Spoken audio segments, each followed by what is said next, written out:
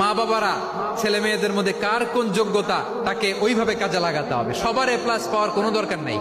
আমাদের দেশে একটা টেন্ডেন্সি আছে, পরীক্ষায় এ প্লাস না পাইলে কই তুই কি করলি, পাশের বাড়ির ছেলে এ প্লাস পাইছে, যা ওর পা ধোয়া পানি খা। কি খা?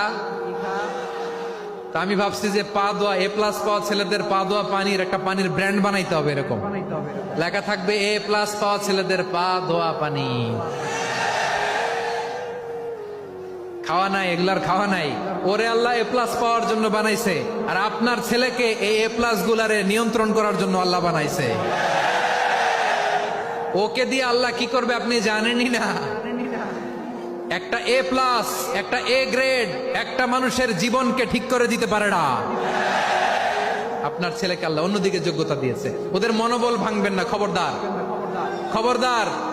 ছেলে মেয়েদের মনোবল ভাঙবেন না। যাকে দিয়ে যেটা হবে তাকে দিয়ে সেটা করতে হবে, তার প্রতিভাকে সেভাবে কাজে লাগাতে হবে। তাহলে বাংলাদেশ, আমাদের এই জনসংখ্যা জনসম্পদে রূপান্তরিত হবে।